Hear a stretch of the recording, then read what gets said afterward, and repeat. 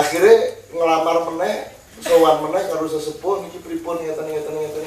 Lho nek jen arep urip terus ya syaratnya ngene-ngene lah wingi kowe ngono kuwi ya. Nek kaya ngono kuwi bubar wae. Jadi selalu terjadi ujian-ujian yang sangat besar, bahkan ada ujian di Kiai Kanjeng yang sifatnya sama sekali tidak sama dengan organisasi perusahaan atau negara atau kumpulan apapun. Jadi ada salah satu konfliknya dulu zaman di sini itu yang meluluskan seseorang masuk kembali ke Kiai Kanjeng atau tidak itu bukan ketua Kiai Kanjeng, bukan sepuh Kiai Kanjeng. Pokoknya siji misalnya Pak Is sowan nang Mas Toto, Mas Nevi karo Pak Joko gini. Ya wes ora apa. Itu. Terus kesimpulannya Pak Is terus. Liyane piye? Angko liyane nemoni Pak Is. Jare Pak Is ngene umpamane. Oh iya sakno terus. Nah, liyane untuk terus tadi itu disertifikasi oleh Pak Is. Engko sing ketiga ya ngono, mensertifikasi yang keempat, kelima, keenam dan seterusnya. Jadi di sini tidak ada otoritas struktural, tidak ada.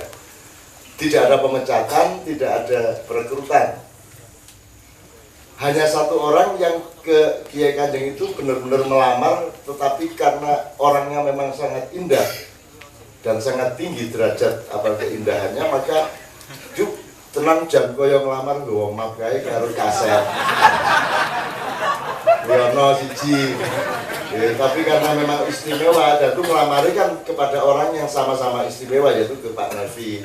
Jadi ngadep Pak Nevi, kula niki juara karaoke dangdut.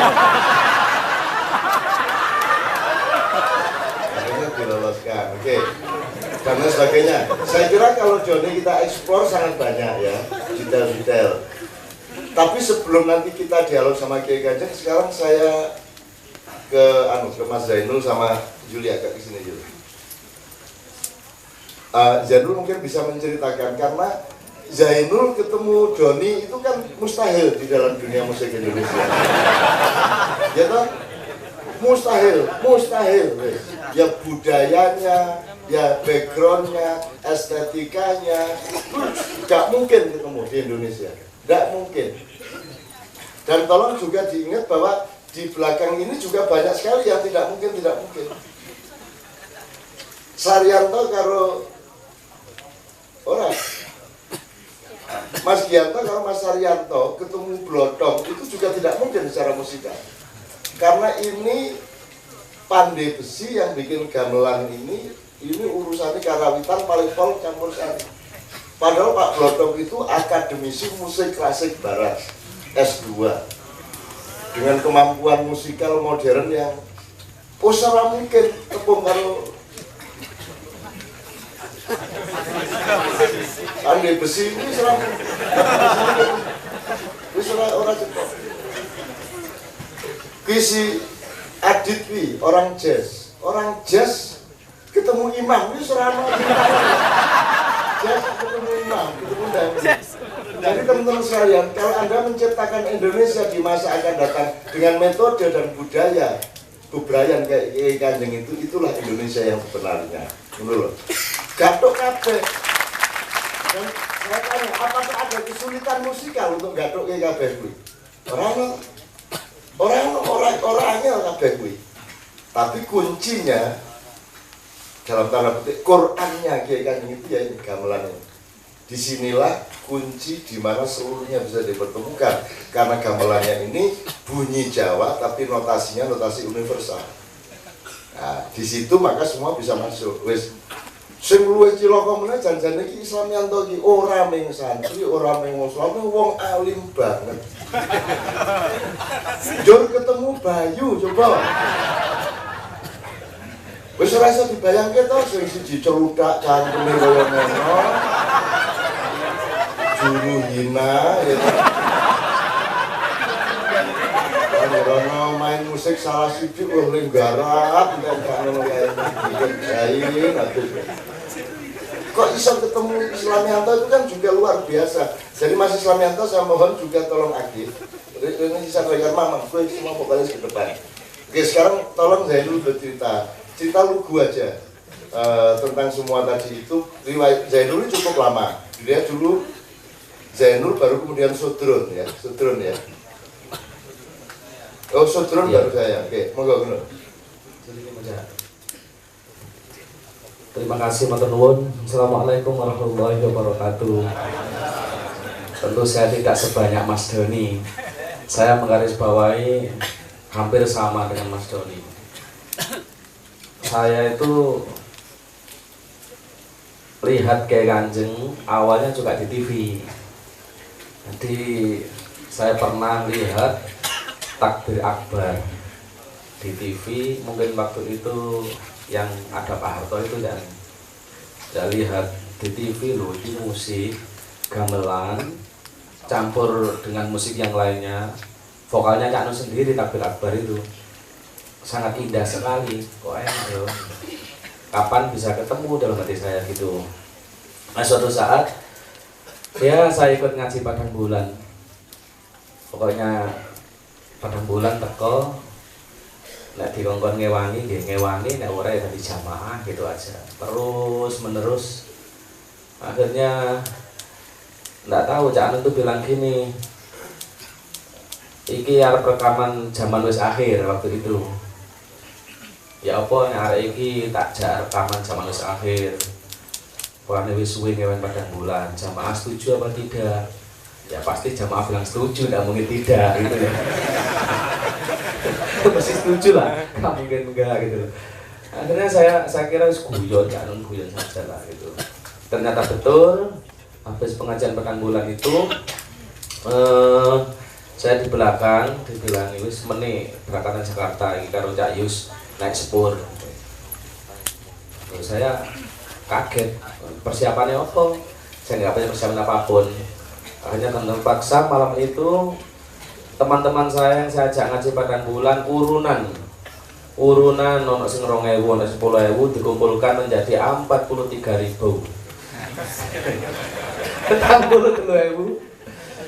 Saya juga begitu, betul Cak Nun. Basicnya dulu ya juga ya ngaji di pondok dan lain sebagainya. Tidak pernah sepatuan, jadi tidak punya sepatu.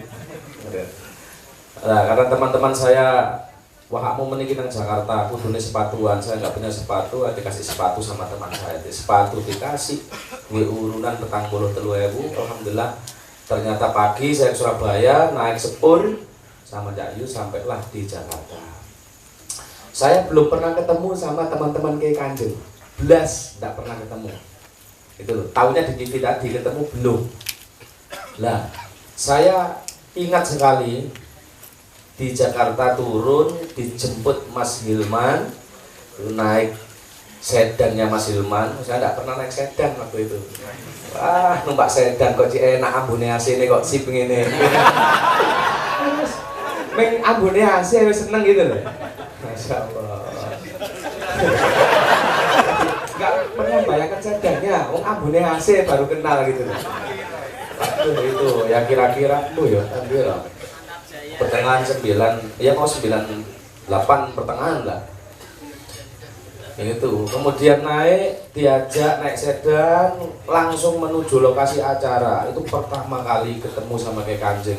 Acaranya di mana? Alhamdulillah di Gus Dur di Ciganjur. Nah, kemudian habis sholat Isya insya Allah dipertemukan Cak Nun sama teman-teman Kiai Kanjeng. Ini konco-konco Kiai Kanjeng. Barulah saya lihat wajahnya satu persatu. Ternyata betul yang mengesankan itu wajahnya Mas Cicit sama Mas Joko. Itu bukan kata adik loh itu. Loh iki apa yang wajah sing ndemene kaset-kaset tembok hatiku. Hati saya gitu nih. Wajahnya yang di kaset itu gitu.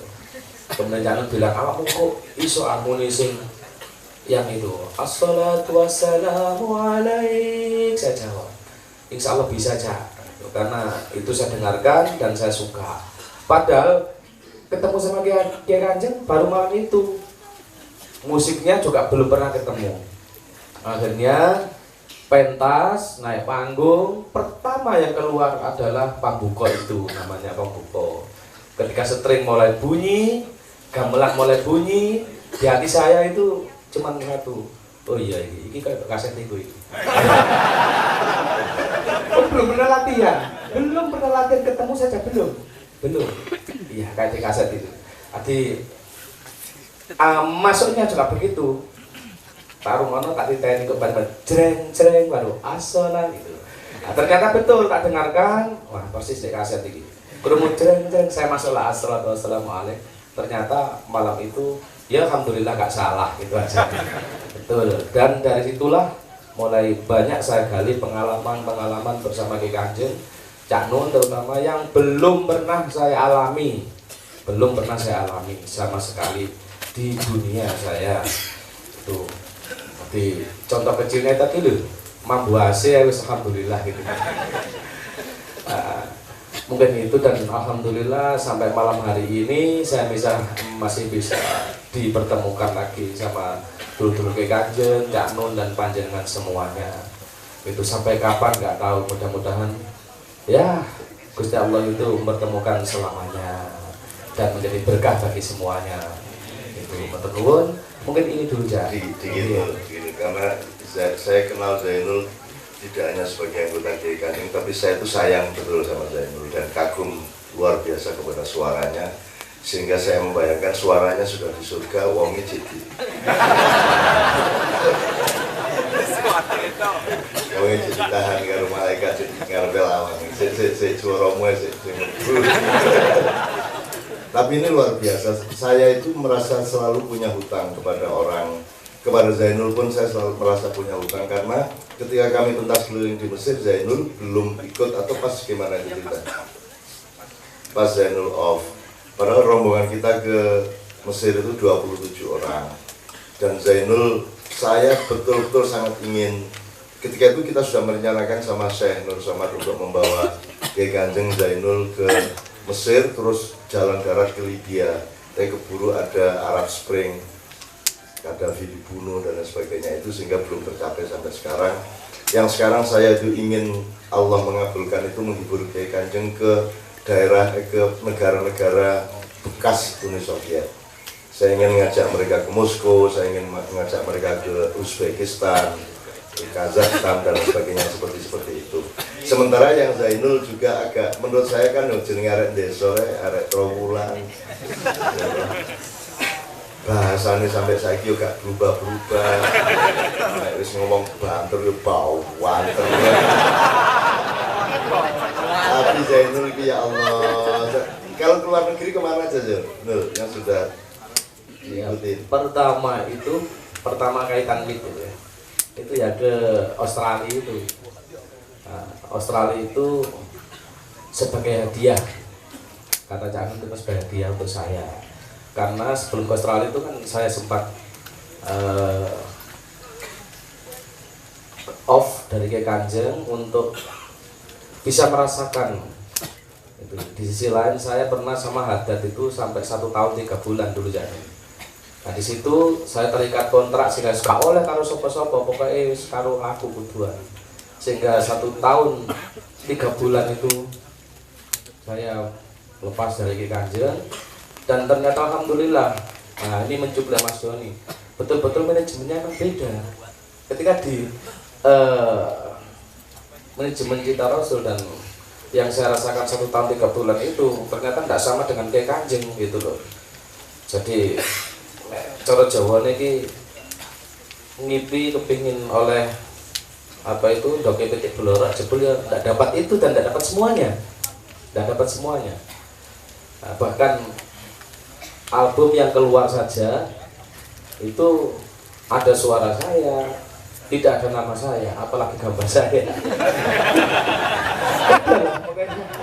Ini beda kalau Ki Kanjeng gitu loh.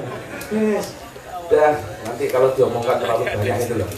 Akhirnya kemudian ketemu lagi sama Ki Kanjeng sama Cak Nun dan langsung itu pertama ke Australia itu hadiah tombone hati gitu loh. Setelah setahun 3 bulan ketolo-tolo ini. Kemudian habis itu ke Inggris. MU. Australia itu kan berarti ke Melbourne, Canberra sama Adelaide. Iya, Melbourne, Canberra, Adelaide. Kalau di Inggris itu ke London, Manchester, Leeds sama Birmingham. Ya. Kemudian Tolong kan lho. Perkembangan kon keliru ham. Sudah saya sangat hati-hati agar tidak keluar aslinya tapi ya tetap keluar aslinya gitu.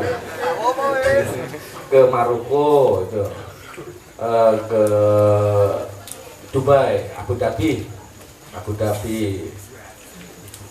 kemana lagi ya? Kalau waktu Finland ikut ya? Finland ikut, Jerman, Italia. Ya, terakhir ke Makau. Kemarin ke Hongkong itu. Ya saya bersyukur sekali. Saya bayangkan sederhana kok. Lawang orang semacam saya itu loh. Mana mungkin bisa naik pesawat? Jangankan ke luar negeri gitu loh. Surabaya, Jakarta aja nggak mungkin. Itu eman-emannya duit gitu loh. Nggak mungkin. Dan banyak teman-teman seperjuangan saya, artinya dulu saya itu sama saya banyak komunitas kori-kori Semojokerto, banyak sekali teman-teman saya sampai hari ini belum pernah naik pesawat, ya bayangkan saja gitu. Kalau saya nggak sama Kanjeng mungkin ya juga belum pernah naik pesawat gitu. Wong saya itu disambati, istri saya bilang gini, kapan ya aku dijak ke pesawat ya sih. Siapa sih nggak numpak nol gitu loh.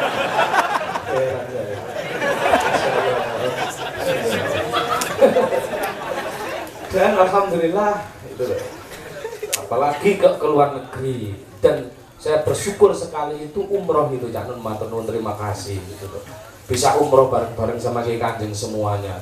Itu menurut saya pribadi wah rezeki yang luar biasa. Orang kayak saya gak mungkin belas umroh gitu loh. Duwe opo kayak umroh itu. Nggak mungkin. Apalagi keluar negeri naik pesawat balik, nggak mungkin gitu loh. Tapi alhamdulillah semua itu bisa terwujud. Ya tidak ada lain kecuali ya dapat barokahnya sholawat gitu. Dapat barokahnya sholawat, jadi kesana kemari ya naik barokahnya sholawat. Jadi saya matur nuwun. Dan yang paling gak enak sampai hari ini itu saya itu dalam hati saya satu. Kalau Mas Doni itu tadi dari band yang modern ke Kanjeng dan teman-temannya bilang begitu tadi ya. Ya saya juga begitu.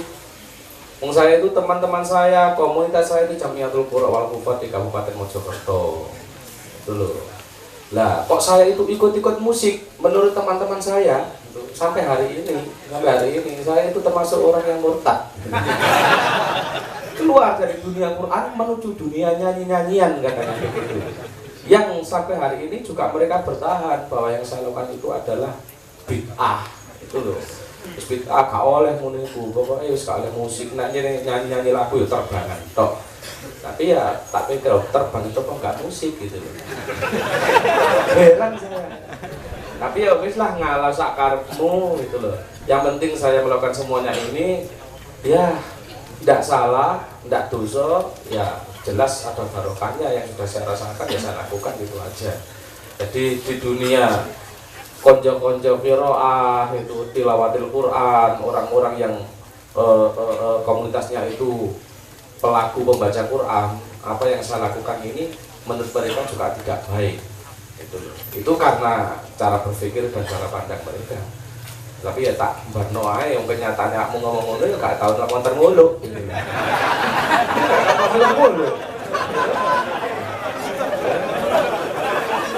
Ya, kan ngelak-ngelak aku tak apa-apa. Aku ya juga muter-muter bolak-balik. Dan alhamdulillah mereka mulai sadar gitu.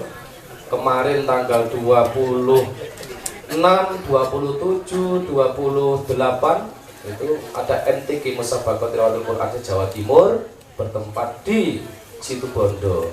Akhirnya kanca-kanca njaluk tolong ke saya ya Nun, njaluk tolong awakmu lho. Kon jane gak seneng karo aku. Iya saya wis gak apa-apa wis aku seneng. Kan njaluk tolong apa?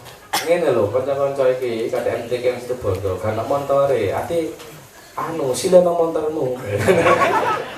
Alhamdulillah ternyata barokah yang saya jalani ini itu ternyata dibutuhkan oleh mereka antar teman-teman MTQ Jawa Timur di situ Bondo. Saya bawa anak 10, ya lumayan alhamdulillah oleh juara KB 6, dan itu kebanggaan bagi mereka. Nah, saya kan ngantarkan saja Cak Nun, tak lihat, oleh piala seneng KB 6 juara seneng. Wah, piala kalau puncak prestasi itu ada pada piala, ya sederhana saja. Ya tuku piala banyak semari gitu. Tuku piala semari ditulisi menit semari. Gitu loh. Gitu. Pokoknya saya itu banyak melihat ya teman-teman saya sendiri cara berpikirnya itu ya lucu-lucu gitu aja lah. Lucu-lucu, alhamdulillah saya ini gabung sama Ki Kanjeng, kumpul sama Ki Kanjeng, oleh ilmu cara pandang yang beda mensikapi kehidupan ini sangat beda sekali. Itu saya terus coba jalankan, tak pelajari, tak lakoni, tak lakukan sampai saya mudah-mudahan bisa melakukannya. Nah, itu dulu Cak Nun matur nuwun. Sampun. Ya, tepuk tangan untuk Mas Zainul.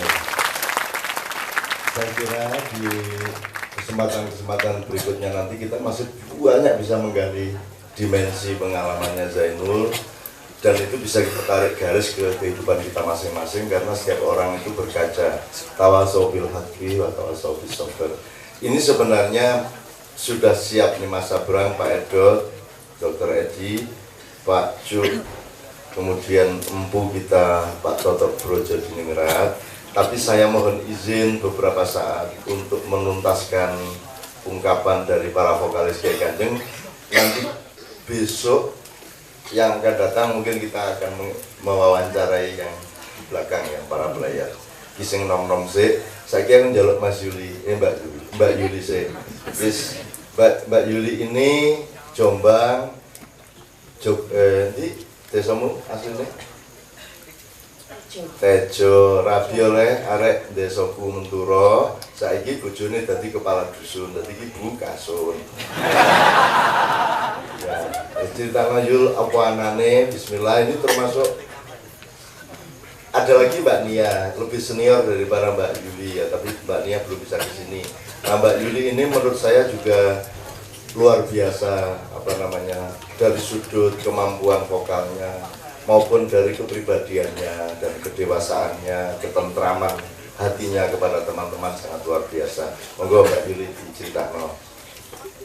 Assalamualaikum warahmatullahi wabarakatuh. Ini cerita dari mana Pak? Ini aja, tahun piro Mbak Yuli melo? Ya apa asal usule? Ah, ada. Yen saderenge oh bahasa Jawa nggih. Pertama itu kita apa Jawa nggih.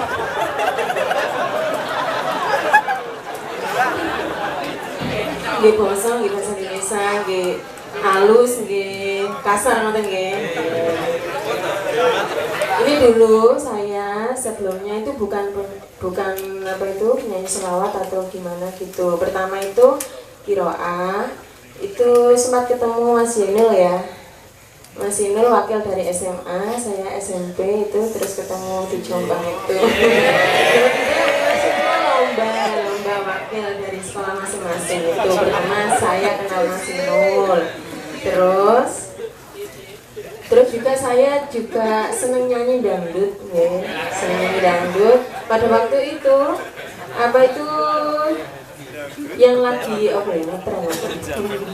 lagi musimnya itu lomba karaoke dangdut. Ya waktu itu sama Mas Imam itu juga ya Mas Imam. Maksudnya di daerah sendiri-sendiri gitu. Saya di sana, Mas Imam di Blora gitu. Terus alhamdulillah sering juara gitu, terus diajak sama orkes dangdut itu, tapi ternyata kok yang diandalkan itu bukan suaranya ya, penampilannya itu loh, terus pakai rok mini itu ya, itu saya yang nggak bisa itu. Jadi terus saya kalau diundang nyanyi dangdut ya nggak usah lah, kalau salawat, kalau qosidah ya nggak apa-apa. Itu terus bisa ketemu Kiai Kanjeng itu saya menikah. Sama suami saya itu kan punya grup dangdut, cuman pada waktu itu diundang sama Pak Nas pada acara lomba MTQ di Jombang itu, suruh pembukaan mengisi, jadi nggak ngisi dangdut, jadi qasidah, yaitu kenalnya di situ. Terus pun jadi orang Menturo itu. Terus sudah pada waktu itu Ibu Halimah, ibunya Cak Nun itu suruh ngajar di TPQ, suruh ngajar sholawat itu. Pada waktu Padang Gula dikenalkan sama Cak Nun itu, terus disuruh ke Jogja, ke Gunung Kidul ajaannya, pertama di Mantos itu ketemu Mas Baut, ketemu ya semuanya. Tapi saya minder pertama itu, terus latihan di Kadipiro itu tak lihat aku bisanya apa ya gitu. Terus tak lihat Mas Cicit, rambutnya kan jambrak gitu, saya gitu ya. Itu saya takut pertama itu, takut.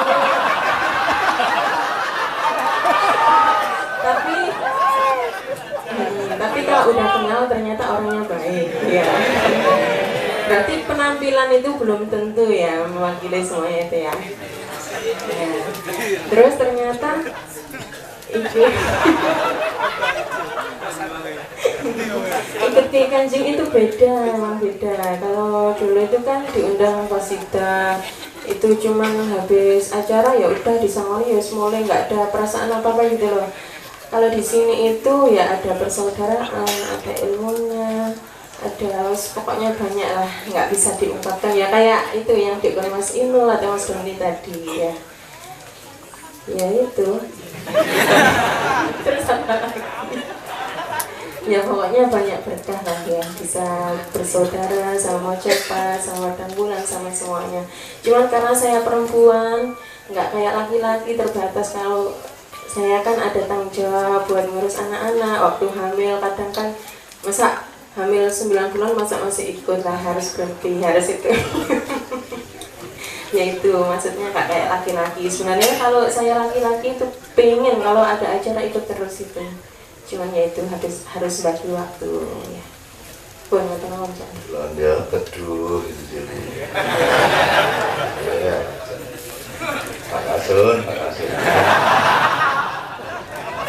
sangat banyak juga yang bisa digali dari Juli. Harap diingat, Juli ini bukan hanya nyanyi, sholawatan, qasidah, tapi dia juga menciptakan lagu. Nah, nanti kapan kita sempat, nanti lagu-lagu asli ciptaannya Mbak Juli kita bawakan. Nanti kita lihat, sambil saya mohon kepada Mas Sabrang CS, Mas Edot, Pak Jub, atau untuk sabar sebentar, kita tuntaskan Mas Islamianto singkat padat. Karena Mas Islamianto ini saya yang buka rahasia, aku nemokno di puncak gunung apa kuwi? Ora. Di lereng Merapi, Merbabu. Di Gunung Merbabu ki ono bocah, aku acara ning kono kok terus begitu masuk desa itu kan sudah acaranya sudah mulai ada selawat qasidah, kok iki sorone kok meh kayak Zainul iki ngono aku.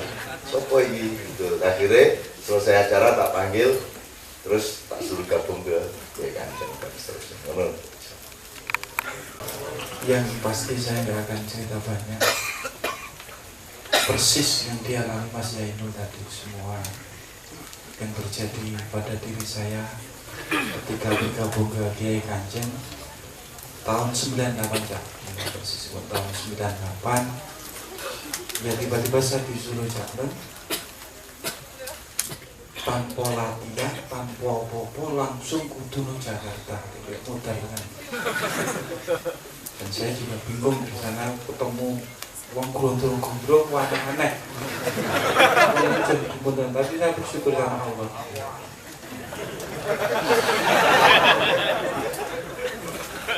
Sama kita berbagi pengalaman, saya alhamdulillah bersyukur dipertemukan Allah.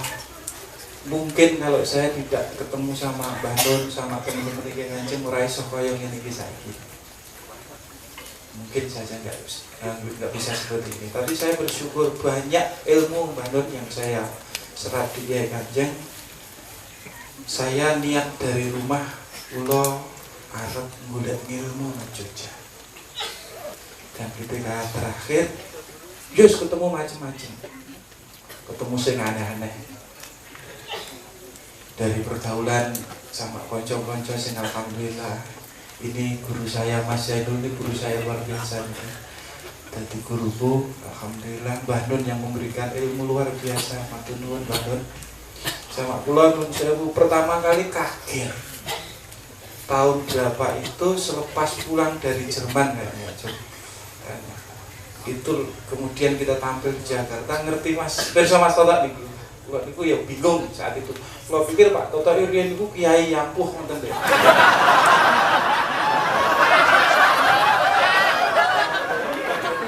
Saat itu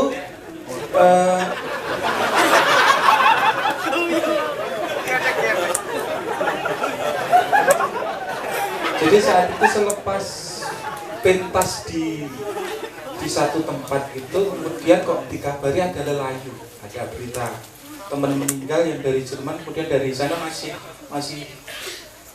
apa itu masih perjalanan gitu.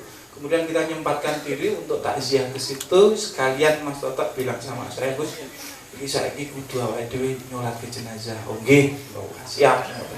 Nah, Mas Totok itu kemudian masuk ke rumah beliau langsung, Bu, mau pinjam sajadah ada enggak?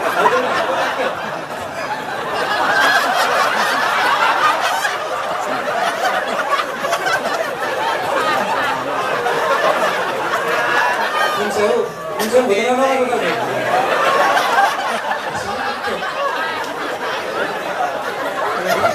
sholat jenazah kok bilang sajadah.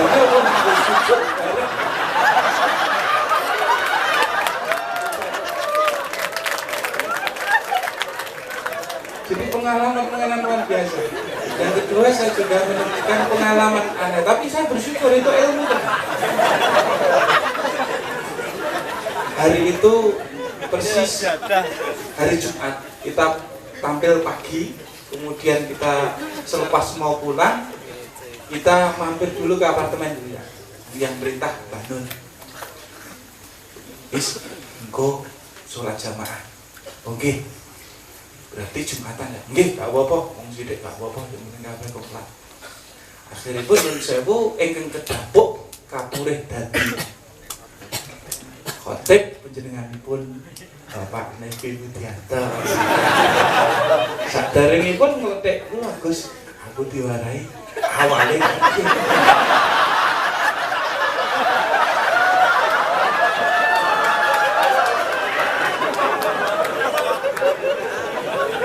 Kemudian saya tuliskan, tak tulis ke detail ini, alhamdulillah rabbil alamin wa bihi nasta'in, semuanya urut. Kalian materi. Kemudian selesai pun, oke Pak, oke, bismillah. Kemudian diselempit di pecis ini. Saya masih ingat, diselempitnya di pecis ini. Yang saat itu non sewu yang ada itu Pak Seteng. Nah, Pak Seteng ada, bersak Pak Seteng, Pak, sebelum Pak Seteng ada, Pak Nevi, Assalamualaikum warahmatullahi wabarakatuh. Hanya orang 15. Waalaikumsalam. Nah, tiba-tiba setelah selesai la ilaha illallah, selesai jeda, Pak Nevi bingung. Mulai bingung catatan ini. Tiba-tiba, saudara-saudara semuanya, ini Jumatan kita tunda.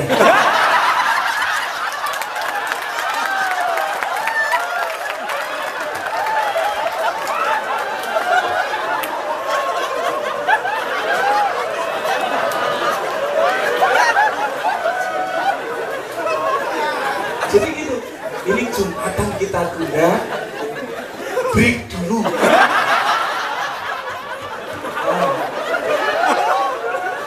Nah, setelah itu gimana? Ya udah, bubar. Tapi selang 5 menit catatan ketemu. Oh, ini catatan harus ketemu. Ayo Jumatan.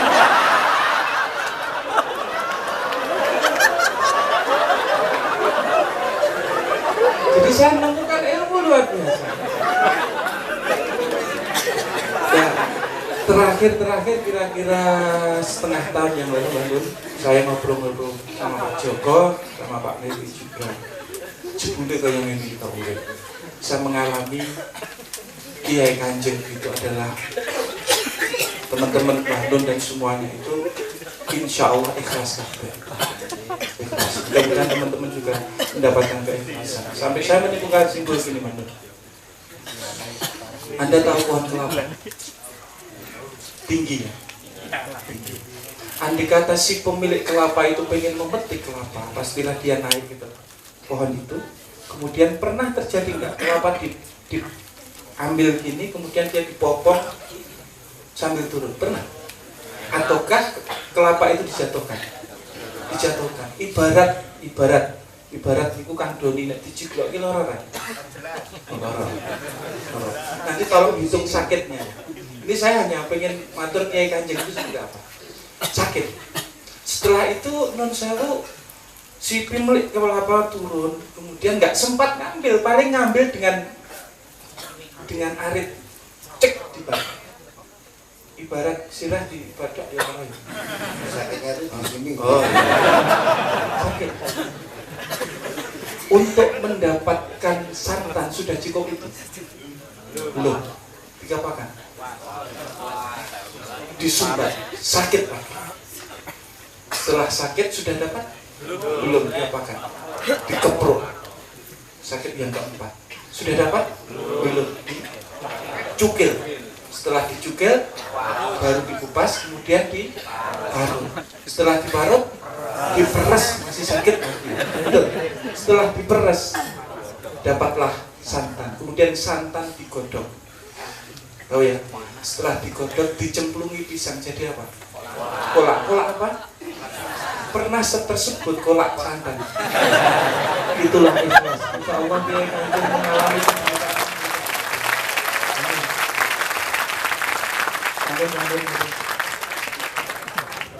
Jadi selama yang berani Masya Allah, di Kiai Kanjeng sebenarnya salah satu tulang punggung rohaniahnya itu Islamianto. Dia yang paling mutmainah, dia yang paling arif, paling sabar, dan dia juga seorang mubalik, dia seorang dai, dia seorang kiai juga. Dan saya kadang-kadang merasa bersalah sama Islamianto karena di Kiai Kanjeng dan Himaya dia harus mendengar begitu banyak tafsir-tafsir dan cara pandang yang belum pernah ada di dalam seluruh hasanah Islam 14 abad. Dia jumpai di sini, dan saya khawatir itu akan membuat dia goncang atau nanti dia mendapatkan benturan-benturan di lingkungannya.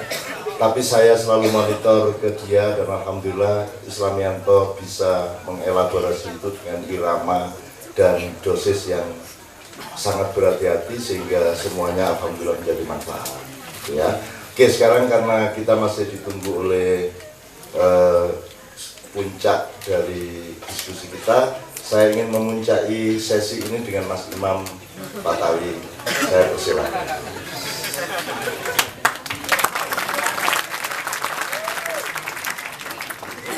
Terima kasih para dewan juri. Assalamualaikum warahmatullahi wabarakatuh.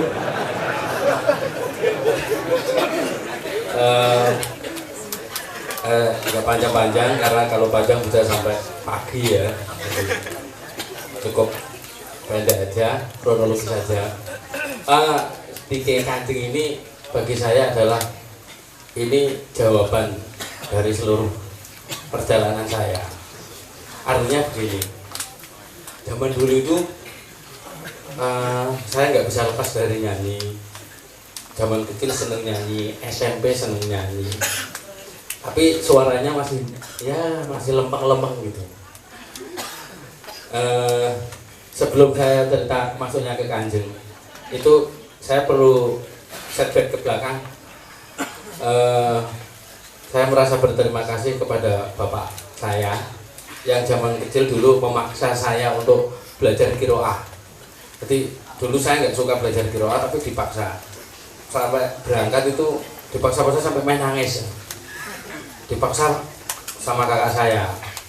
Sampai saya itu waktu itu SD ya, SD kelas 6 kalau nggak salah. Itu bulan kali mobil gak dikongkon sinyal qiraah. Lu bapakku ya tetap maksa. Maksa niku lewat speaker apa horn masjid itu.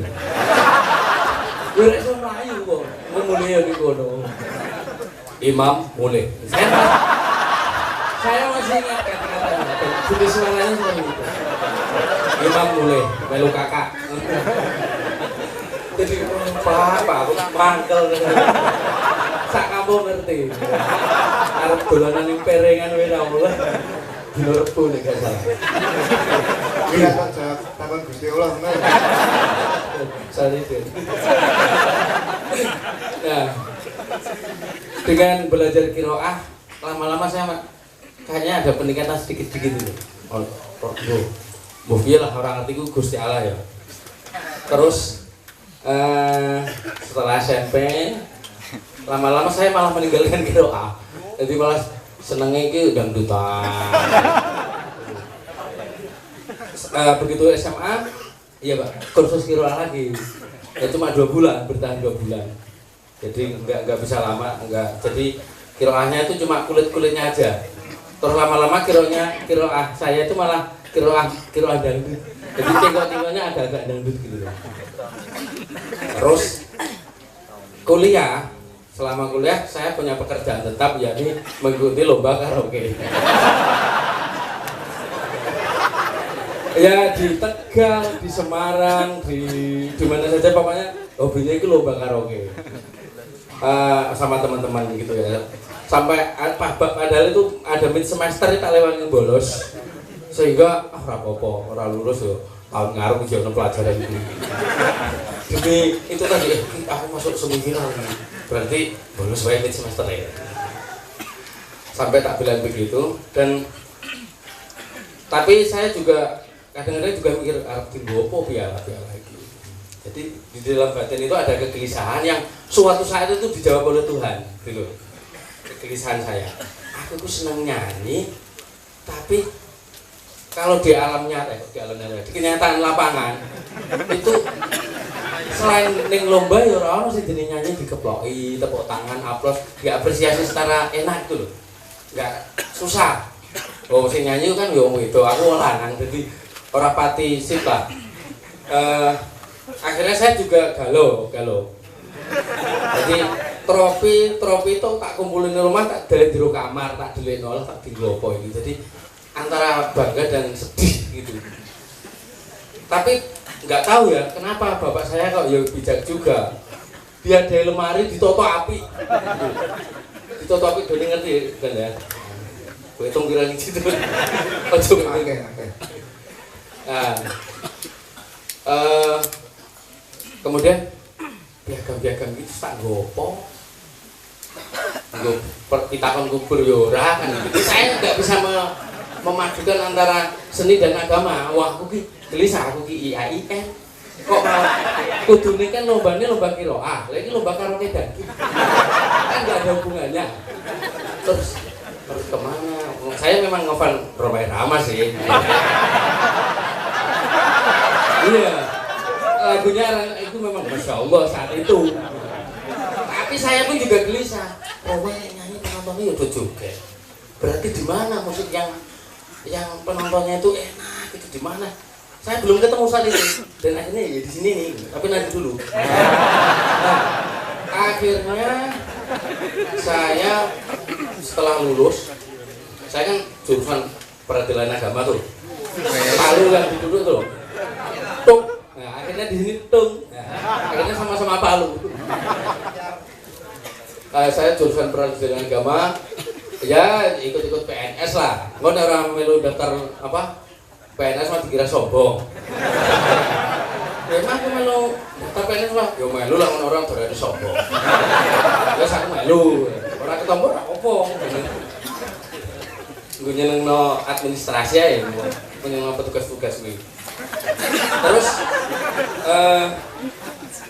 inilah di sini yang namanya nggak tahu hidayah nopo-nopo nggih Cak nggih. Kok aku tiba-tiba kepikiran kayak tadi.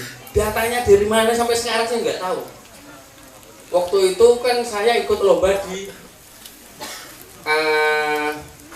mana ya, di MBS sama yang akhirnya diangkut ke Jakarta di TPI. Ya TPI Omo Kondang. Di sana kalah.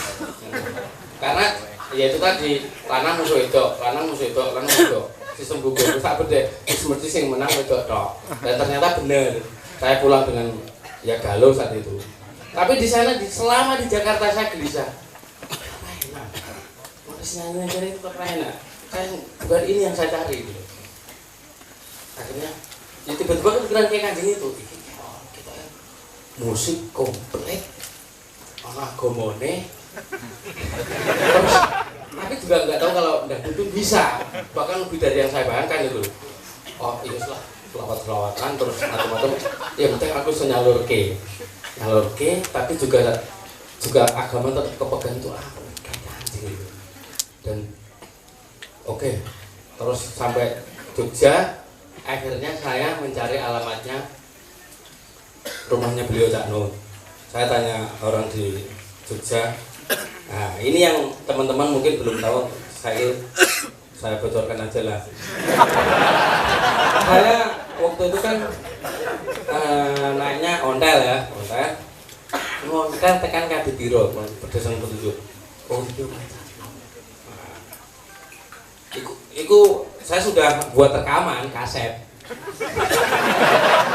Rekaman lomba-lomba karaoke, nyanyi di ABS, terus rekaman sendiri, tak kumpulin ono tombo ati, ono hilas, ono dangdut, terus kabeh komplit. Terus apa ini yang mati? Terus saya tanya loro omah, anu Bu, ini dalem Cak Nun. Iya masuk aja, mboten Bu. Iya loro omah kebon, lore kebon. Saya tanya ke lore kebon itu, Bu, dalem Cak Nun itu nggih. Iya, kidul kebon itu. Terus lah kok ora kebon ta?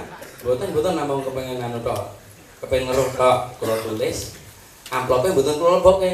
Orang di kantor pos. Itu malah ngado. Omahe ongkos kula papringan, ngorong lon roh dalem Cak Nun, bariku terus balik kita nek tak lebono kantor pos ben gak isin. Jadi ditambahi monggo sementing aku ra ketok.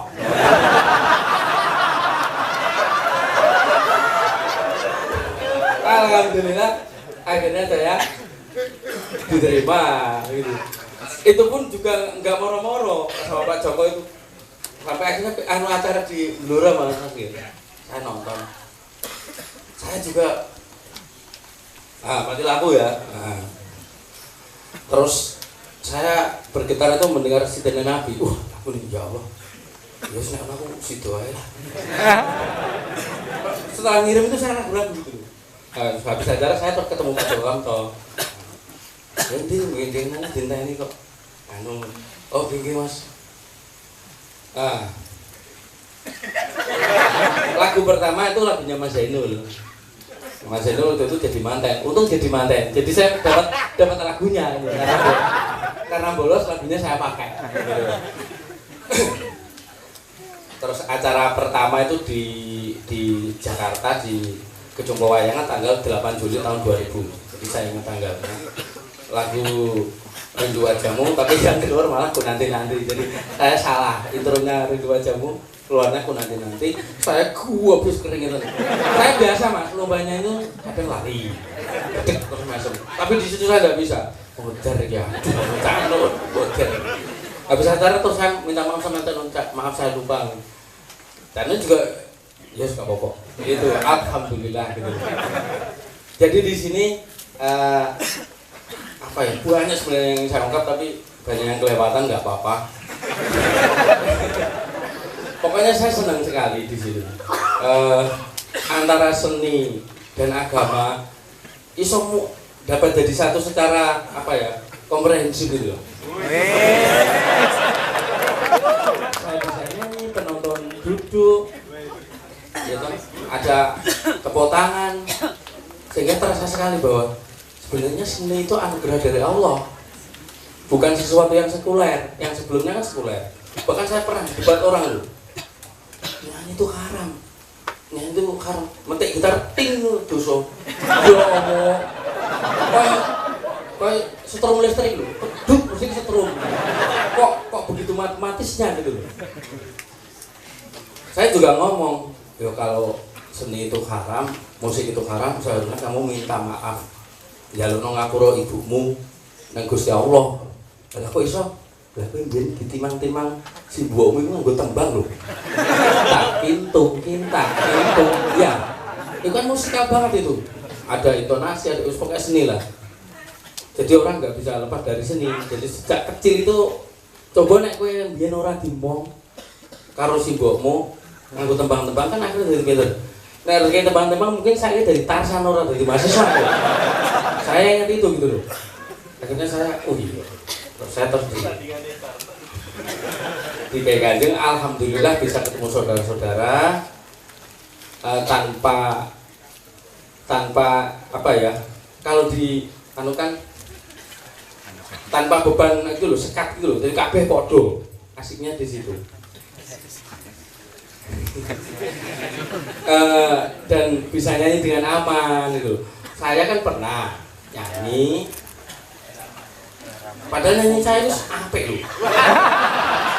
Itu penontonnya masya Allah, orang, anu gini, woi nyanyi, nah patah ini, ingat sekali waktu itu. Kita berpesto. Lagunya kali lubang turun keluar. Terus saya nyanyi lagi di suatu tempat di Jogja. Saya ngomong di sini. Wes nyanyi aja ngomong wae. Begitu saya nyanyi suaranya apik. Yo tetep metu kalimat ini. Ini mending ngrungokne kaset. Ya Allah kosoten. Berkesenian itu kadang ada rekosonya. Alhamdulillah ketemu di Kiai Kanjeng semua berpadu menjadi satu. Jadi apa yang saya bayangkan nyanyi, ada tepuk tangan, bukan untuk kesombongan ya, untuk kebersamaan dan rasa haru bahwa seni itu adalah tali sambungan satu sama lain. Di Kiai Kanjeng saya menemukan disinilah namanya telaga inspirasi bagi saya.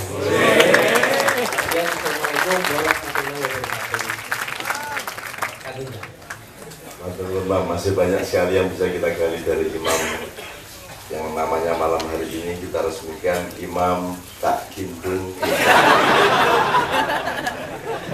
Oke, saya persilakan mohon dengan sangat Mas Sabrang, Pak Edi, Pak Edot, Pak Juk sama Empu kita Toto Brojo Diningrat maju ke depan. Dan sambil menunggu mereka berjalan ke depan, saya mohon Zainul, Pak Yuli, Mas Islami, Imam membawakan ingsun amemuji asmaning Allah. Dan juga nek kowe ora kuat nanggung bebane ikhlas, rasa ikhlas. Sebab wong ikhlas kuwi abot tenan, mulane surat Al-Ikhlas ki ora ono kata ikhlas.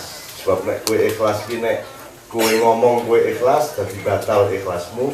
Nek kowe ora ngomong nek kowe ikhlas, wong memperlakukan kowe sebagai wong sing ora ikhlas. Itu sarwa angel. Makanya ikhlas itu betul-betul tidak ada pertimbangan kemanusiaan. Yang ada hanya pertimbangan ridho Allah Subhanahu wa ta'ala. Saya persilakan, monggo kita toh Mas Pak Cu, Mas Sabrang sama Pak Edot. Supaya ada transisi, Mas Zainul minta ingsun amemuji. Ya.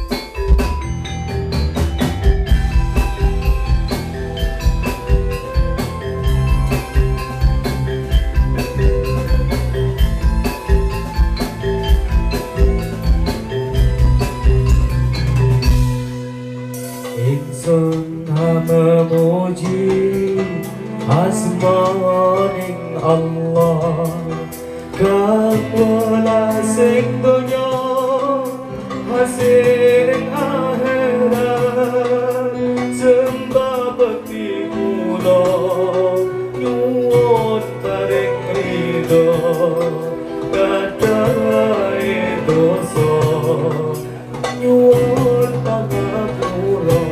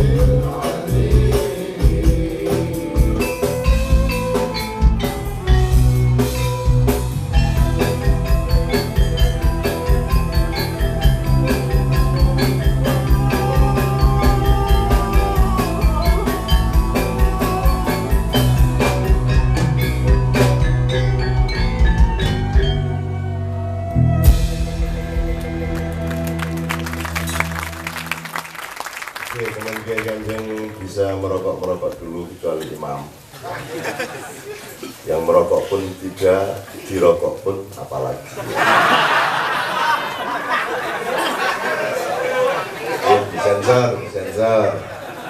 Ini kita waktunya tinggal 2 jam kurang, bahkan tinggal 1,5 jam dengan 2 tema, tapi tersambung satu sama lain. Jadi nyuwun sewu, diingat-ingat tadi itu manusia itu sebenarnya manusia atau organisasi atau perusahaan atau negara, bahkan seluruh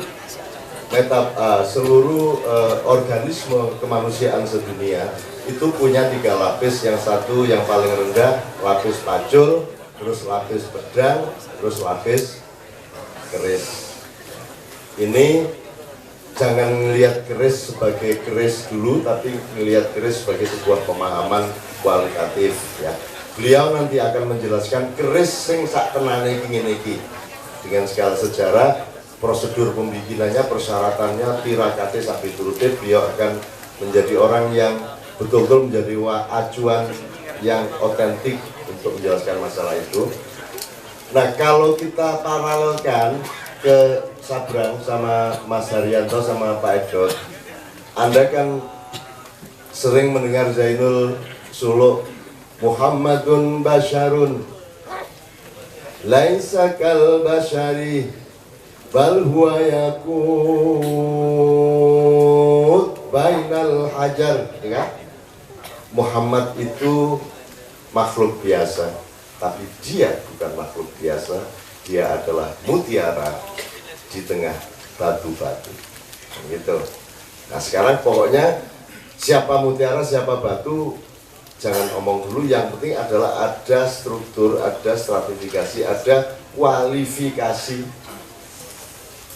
bahwa di dalam dirimu pun itu ada faktor dangkul, ada faktor pedang, ada faktor keris, ada faktor batu, ada faktor batu agak mulia, dan ada faktor batu mulia, yogui, permata, mutiara, berlian, ake. Orang ngerti ake ini sebelah ngendi.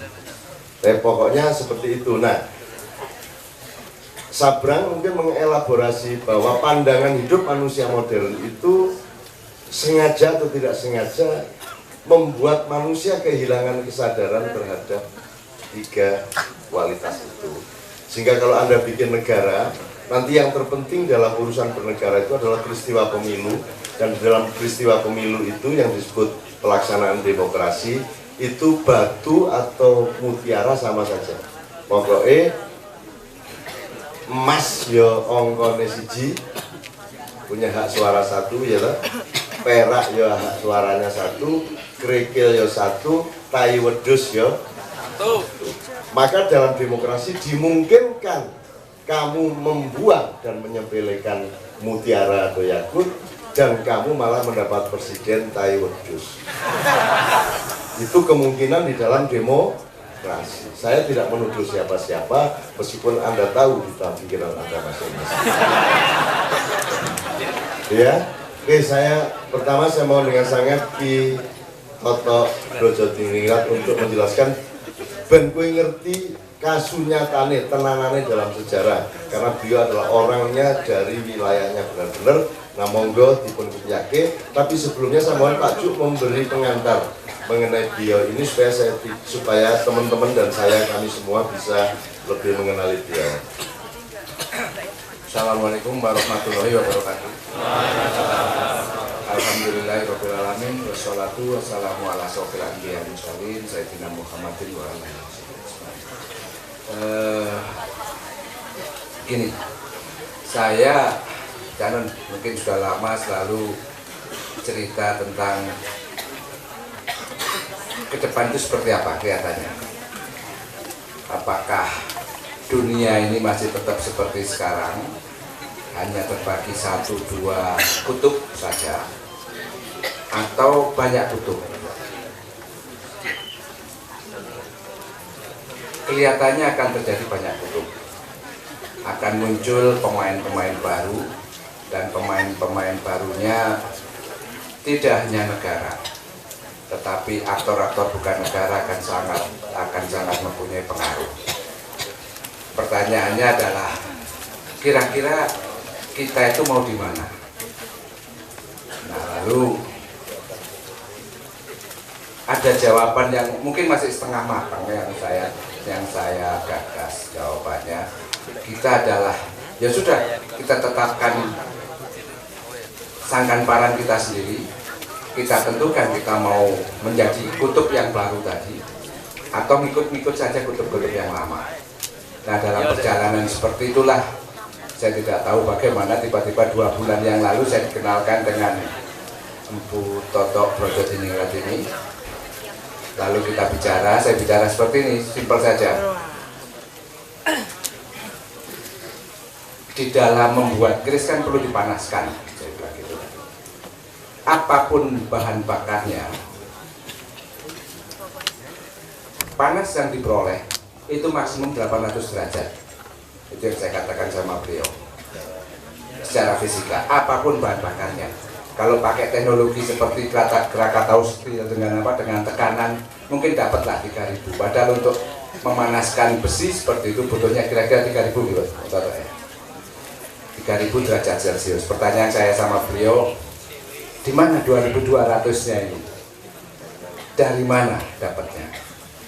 Beliau cerita panjang lebar. Ternyata memang beliau ini ya ahlinya keris lah. Selama hidupnya beliau menceritakan, mendalami hidup dengan keris dan segala macam. Lalu karena saya dari Malang, ya, saya iseng-iseng bilang sama Bu Toto, kalau kerisnya bukan itu di mana gitu? Cerita banyak beliau, karena ada keris yang kebetulan saya dari tetangganya Singosari lah. Kemiran itu kampung saya itu hanya bersebelahan dengan kampung Panawijenya Kendedes. Jadi kalau saya ngaku anak turunnya Kendedes ya agak cantik lah kira-kira gitu. Member sedikit lah wong kayak gini loh. Oke, itu jadi Bu Toto ini ketua asosiasi keris sampai sekarang beliau juga masih membuat keris. Lalu saya bertanya waktu pertama kali kenal beliau, saya panggil Pak Toto. Saya itu manggilnya Mas, Bapak atau gimana? Mas Yud, kan? Saya kan pembuat keris itu biasanya dipanggil empu ya. Ya sudah, tak panggil empu saja karena beliau yang membuat keris. Ini kira-kira Empu Toto seperti itu. Sampai sekarang beliau juga masih membuatkan keris, tapi saya belum dibuatkan keris sama beliau. Mungkin sekali waktu nanti tak minta keris yang seperti Empu Gandring aja Pak Empu Toto biar cepat semuanya selesai gitu kan. Itu kira-kira gitu Cak Nun. Terima kasih. Wassalamualaikum warahmatullahi wabarakatuh. Oke, teman-teman sekalian, mari kita belajar benar. Karena kita kan tadi kan kita ngomongnya kan ngerti apa-apa sih yang seko jarine ketoke karo krungu-krungune. Nah, sekarang kita supaya Anda tidak stigmatik dulu keris itu nanti langsung dibid'ahkan, langsung apa jenenge disirik-sirikan segala macam. Wong keris itu rasa salah apa-apa, sing salah itu cara pandang orang terhadap keris. Semua urusan bid'ah syirik segala macam itu ada pada cara pandangnya, tidak pada kerisnya. Dan saya persilakan sebebas-bebasnya.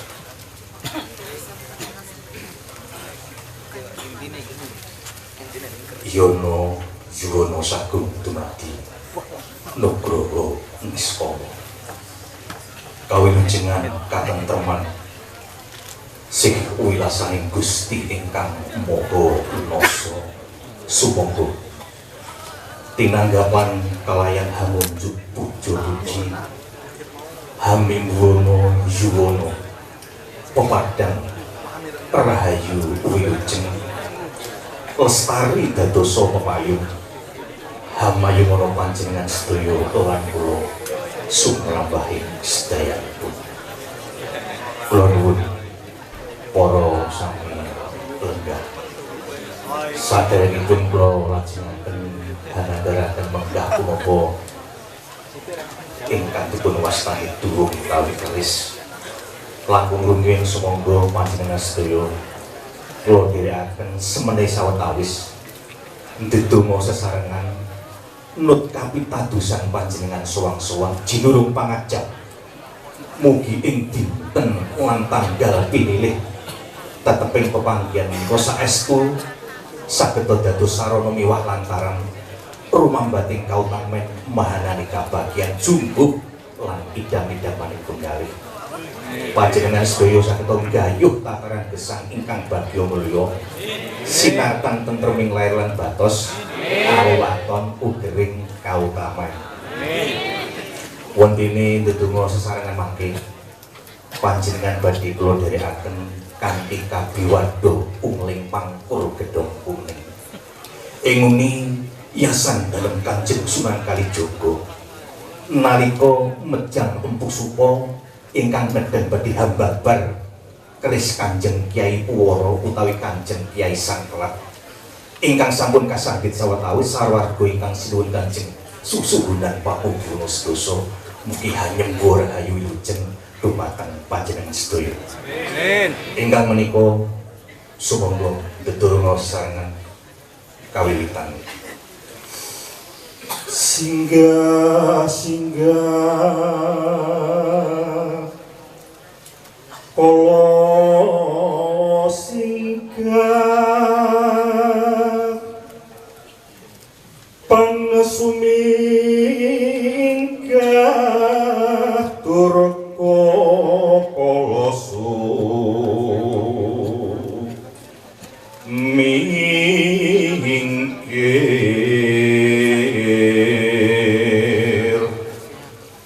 singa ama sing awul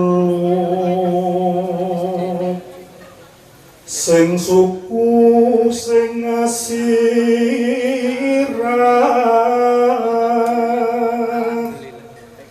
sing tenggak lawan kala sing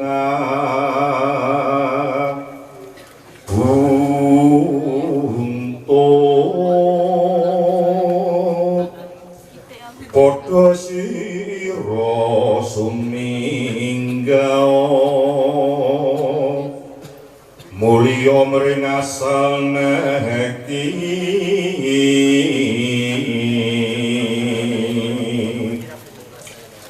aja nggodha lan rencana hapane ingsun ya sun jatine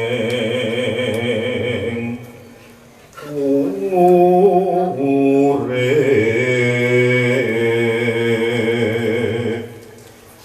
dumadiku saka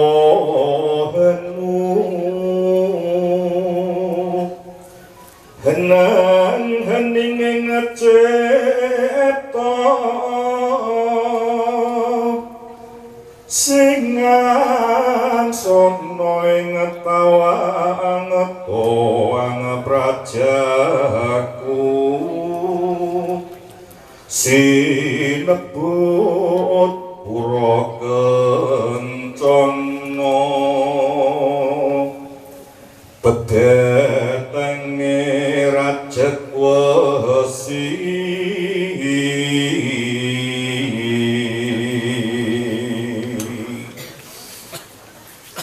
ndedonga sesarengan paripurna. 6 abad yang lalu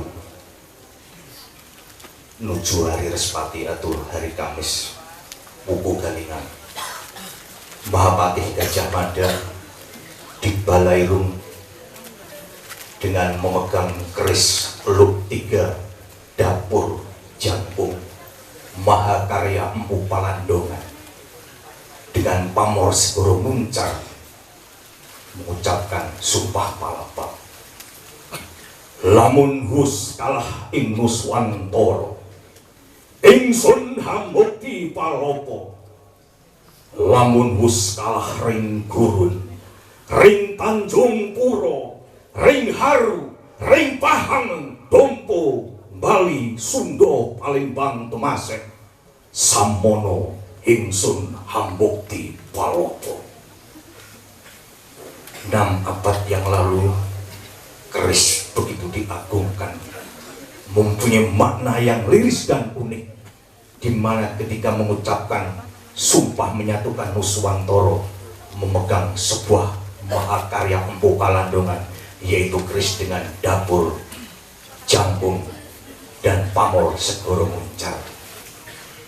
Tetapi pada saat ini sungguh sangat menggelikan dan memalukan kalau kita melihat di tayangan televisi, keris identik dengan kembang, kemudian atribut hitam-hitam seperti saya ini pakai belangkon, kemudian sudah siap-siap dengan boneka yang penuh dengan coblosan, baik itu jarum dan alat-alat sebagainya yang mengerikan. Lebih ironis dan menyedihkan sekali, itu nanti ada yang berpakai bukan putih-putih, pakai sorban, pakai tasbih Allahu Akbar, Allahu Akbar. Ini yang udah ngering sih mendadak. Pikirannya keris itu adalah identik dengan namanya kodam, jin, makhluk halus, dan sebagainya. Di sini Empu Totok Brodjodiningrat mengatakan keris tidak ada sangkut pautnya dengan jin, kodam, dan masuk haul seperti apa yang diinformasikan di televisi. Keris mahakarya yang luar biasa, seperti apa yang disampaikan oleh Cak Nun, bahwa itu bukan alas tusuk, bukan alas tikam, bukan alat untuk eksekusi, tapi mempunyai makna pesan-pesan yang dititipkan oleh empu zaman dulu kepada para pemegangnya dan para manusia. Ketika empu membabar, istilah membabar keris istilahnya membabar keris dengan segala macam tirakat, empu mengambil bahan baku dari pasir besi. Diambillah pasir besi yang sudah disiapkan oleh alam. Kalau dari sungai, ya yang di atas warnanya hitam. Kalau yang itu ada di tepi laut atau di pantai, diambillah. Empu zaman dulu tidak pernah merusak alam, tidak pernah mengeksplorasi alam, tapi apa yang disediakan oleh alam, itulah yang dimanfaatkan. Itu satu. Jadi punya konsep memayu-hayu dan bawono, menjaga kelestarian, kecantikan dan indahnya dunia. Ini baru mengambil bahan baku, sudah menitipkan pesan. Tidak ada namanya merusak alam, hanya mengambil apa yang sudah disediakan alam. Kemudian setelah terkumpul, dibakar di dalam pesalen atau tungku, diwasuh, artinya dicuci, dibersihkan, dipisahkan antara besi dan campuran-campurannya lainnya. Kalau diwasuh di sini bukan dengan air, tapi dengan api, ditempa. Dan dahana bakni nirawesara Sudarma, dan dahana bakni nirawesara Sudarma. Mudah-mudahan api yang berkobar ini membawa manfaat bagi pemegangnya. Sampai ribuan kali mantra yang diucapkan dengan hati yang tulus, dia menyatu energinya dengan bahan baku. Dan besi ini diambil dari 4 unsur: wesi porosani, wesi mangangkang, wesi mengambal, wesi balitung. Mewakili dari 4 unsur kejadian manusia: geni, bumi, banyu, angin. Kalau warna ya amarah, aluama, supiah, mutmainah, abang, ireng, kuning, putih. Ini ditempa. Kalau sudah menjadi tempaan, ya, pertama kali ditempa itu apinya muncrat, peletikannya. Tapi lama-lama peletikannya, percikannya ini menjadi sangat sedikit, bahkan tidak keluar percikannya, sudah bersih.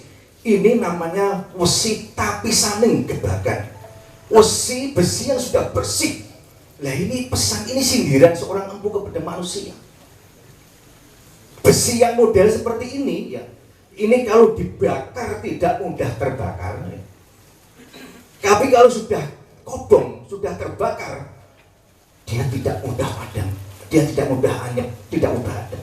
Manusia ini hendaknya seperti manusia tapisan yang gebakan, sudah bersih, tidak gampang diprovokasi, tidak gampang diuruk-uruk. Kalau tidak sesuatu hal yang memang dia harus marah, dia tidak marah. Ini pesannya. Jadi manusia harus manusia tapisaning gebakan. Kemudian setelah menjadi bahan, sebelum ujungnya ini diambil dulu besi untuk gonjo. Gonjo itu adalah mewakili daripada yoni. Nah, karena ini ujungnya ya, kalau orang mengira bahwa ujungnya keris itu adalah pucuknya, itu sebenarnya tidak. Kalau dikatakan itu pucuknya, itu orang yang pertama kali diambil gonjonya. Kemudian mana ujungnya? Keris tidak mengenal bongkot dan pucuk. Siapa yang tidak mengenal awal dan akhirat? Kecuali Sang Khalik. Kemudian besi ini mengambil dari apa yang diambil dari bumi, melambangkan ibu bumi ya. Kemudian salah satu bahannya adalah batu meteor atau pamor, dicampur menyatunya antara Bopo Akoso, ibu bumi yang di atas dengan yang di bawah. Batu meteor ini mengandung 13 unsur yang ada besi, baja, titanium, nikel dan lain sebagainya. Ini benda yang paling ditakuti oleh jin. Bahkan yang saya dulu kalau dongeng ya, ketika jin itu tidak mencapai loh makhluk mengintai suratan takdir manusia, dia tidak pernah mencapai ke sana karena dilempari lintang alien. Benar lintang alien adalah batu meteor ini. Bagaimana suatu benda yang sangat ditakuti oleh jin ya, kok bisa jin bersemayam di situ? Sangat kontradiksi. 14 tahun yang lalu 14 abad yang lalu yang memberi jawaban tepat dengan apa yang disampaikan oleh Tuhan itu manusia Jawa. Kita ditangkap. Ya masyarul jinni wal insi wahai kau seluruh jin dan manusia. Ini statatum antan fudu min aktoris samawati wal ard. Jika engkau mampu menembus misteri 7 langit dan bumi, fanfudu, maka tembuslah. La tanfuduna illa bisultan. Tapi engkau tidak akan mampu menembus kecuali dengan knowledge atau kawruh atau kekuasaan. Ini orang Jawa. 14 abad yang lalu di negara-negara sana tidak ada.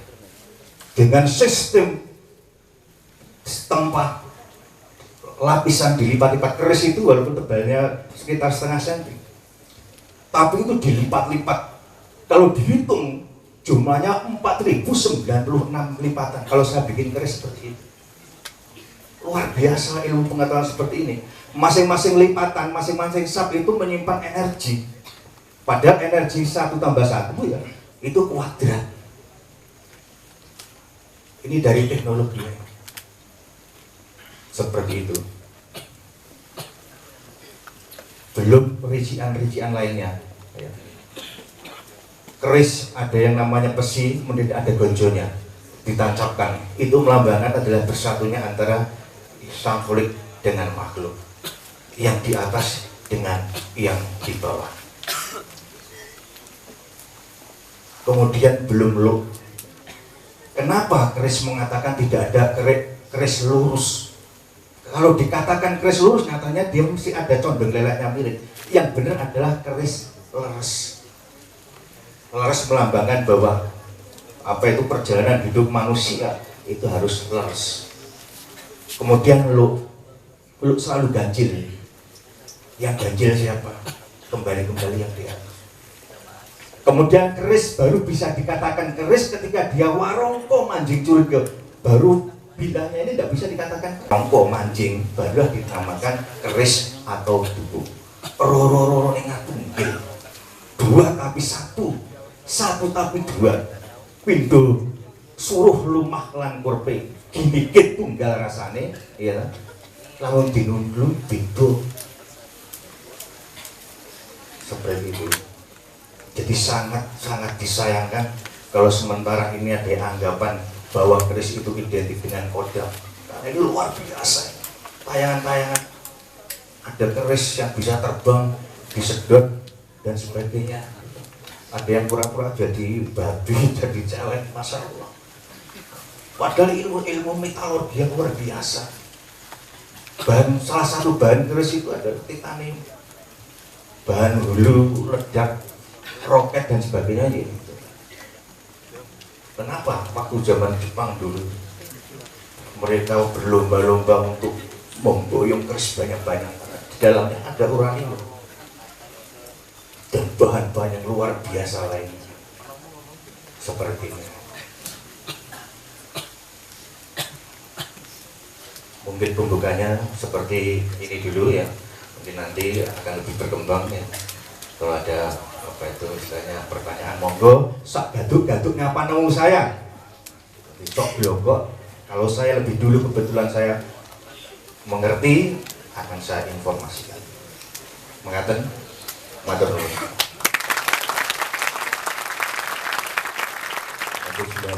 Bu Toto, ini kita awal semester pertama, jadi kita belajar betul. Anda tidak bisa meneruskan ke masa depan kalau Anda tidak lulus masa silam gitu. Nah, beliau ini sedang memberi pembelajaran cetane ingin gitu ya. Anda tadi melihat sapuan-sapuan sedikit, kilatan-kilatan cahaya bahwa ternyata keris itu bukan senjata tajam, tidak ada hubungannya sama konflik, tidak ada hubungannya sama kebencian dan pembunuhan. Nomor dua, dia ternyata adalah upaya manusia untuk menandai bahwa ada nilai-nilai yang paling esensial, substansial, mendasar pada manusia. Misalnya loro-loro ning atunggal, tidak ada awal, tidak ada akhir. Jadi seluruh unsur keris itu sebenarnya adalah ijtihad, pencarian terhadap sejatining sangkan paraning menungso gitu. Jadi poinnya sangat banyak. Nah, tentu saja malam ini tidak mungkin Anda membereskan dan saya juga membereskan. Beliau juga menjelaskan keseluruhannya karena ilmu tentang keris itu luar biasa. Terkait satu sama lain, bahkan lipatan intern keris sendiri sampai 4090. Kui lagi keris itu. Belum sekarang keris sebagai simbolisme, keris sebagai sanepan, keris sebagai fungsi sosial, keris sebagai fungsi kenegaraan, keris sebagai fungsi rohani, keris sebagai fungsi yang bermacam-macam. Kalau kita memahami itu kembali, saya kira polisi-polisi kita di dalam menjalankan negara ini akan menjadi sangat berbeda dengan sekarang. Saya mohon izin kepada Empu, kalau sampean kecewa terhadap persepsi terhadap keris di televisi dan seterusnya, itu berarti kita berteman. Karena jenengan koncone oke lah, aja khawatir sing ngelundase kaya jenengan itu oke banget. Ora ono sing ora dikonokke ning televisi. Tidak ada yang tidak dihina oleh kapitalisme media. Tuhan dihina, Nabi dihina, ketoprak dihina, Jawa dihina, rohani dihina, Quran dihina, wali dihina, Nabi dihina, tanpa mereka tahu bahwa mereka sedang menghina. Mereka merasa menjunjung padahal mereka sedang menghina dan menghina. Tapi kita tidak mempersoalkan mereka karena mereka bukan derajat kita untuk kita lawan. Karena ketanggungan untuk melawan hal seperti itu, karena mereka akan hancur dengan sendirinya, tinggal menunggu waktunya. Nah, teman-teman sekalian, nyun sewu, ini tadi mudah-mudahan sudah jadi file dikit-dikit ya. Engko iki lawange wis kebuka, muga-muga nyejora-nyejot saya mlebu ngoten nggih Bu nggih. Nah, sekarang biar sabaran. Saya mohon dengan sangat karena tadi ada paralel. Yang penting kita memahami kualitas bahwa manusia itu dihadirkan dengan kualitas, bukan hanya sebagai materi. Karena sekarang tadi kalau ngomong pacul itu kan sebenarnya output materialisme, ya. Dan manusia sekarang memahami dirinya hanya pada tataran rupa datu itu, pada tataran jasad. Padahal jasad itu sebelumnya di atasnya ada isim, ada sifat, ada zat yang keseluruhannya merupakan af'alul ma'iyah. Nanti kapan-kapan kita jelaskan. Nah, Anda sebenarnya tidak paham itu juga tidak apa-apa. Yang penting urip apik, jujur ya wis cukup. Ning nek kowe arep mimpin negara, arep mimpin masyarakat, arep mimpin awakmu dhewe keluarga segala macam, kalau Anda mengerti ini, kalau Anda bisa menemukan kualitas-kualitas di dalam diri manusia, maka insya Allah akan menghasilkan polisi-polisi dan langkah-langkah yang lebih dewasa dan lebih bermanfaat. Jangan lupa, orang Jawa bukan mendewa-dewakan keris, bukan menuhan-nuhankan keris. Orang Jawa mencari Allah dan menemukan hakikat Allah melalui proses peradaban keris. Bukan kerisnya itu Allah. Misalnya loro-loro ning atunggal. Kalau Anda kan sederhana, orang mungkin ana Gusti Allah dalam konteks dengan kita kalau tidak ada Rasulullah. Wah, ada yang ngelumpuk ini mergo informasi Rasulullah. Sama dengan tidak mungkin kita menyebut Rasulullah tanpa menghilangkan, tanpa ada Allah. Tidak ada azan asyhadu an la ilaha illallah,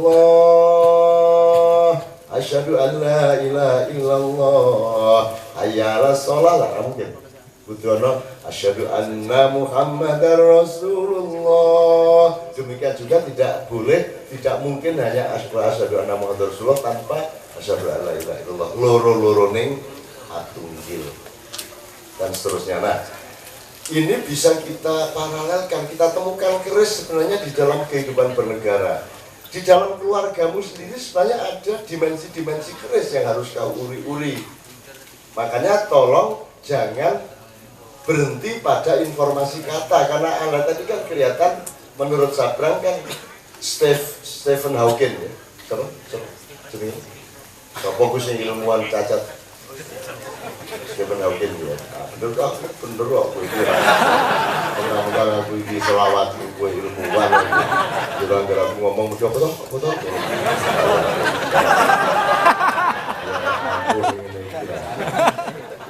Menurut dia, mengutip Stephen Hawking itu bahwa musuh matematika, musuh ilmu pengetahuan itu bukan kebodohan, melainkan ilusi. Dan tadi kita sudah jajak pendapat bahwa Anda itu didukung ilusi sebenarnya. Lebih banyak ilusi yang Anda ketahui, yang mengepung Anda dibanding kasunyatan. Kasunyatan itu juga bukan hanya kenyataan, bukan hanya fakta. Kasunyatan itu lebih lengkap daripada fakta. Nah ini kita sambung semua, Nah Sabrang saya kira akan melihat dari perspektif yang berbeda, tapi akan ada di situ mana pacul, mana pedang, mana keris, sampai ke yakut, ya mana mutiara, mana batu kerikil, mana tai kambing. Itu. Nah Sabrang silahkan karena dia memang pakar tai kambing. Gitu. Pilih malah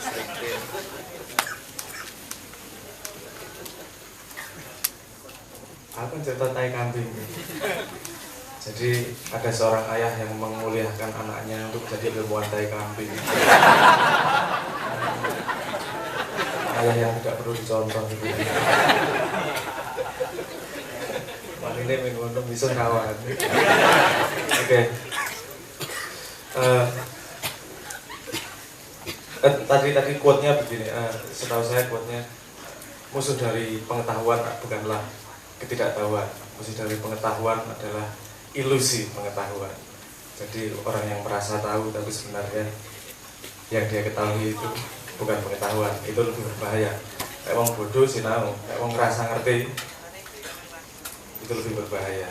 Quote-nya itu tadi dari Stephen Hawking, seorang ilmuwan yang diketahui oleh orang ahli sholawat.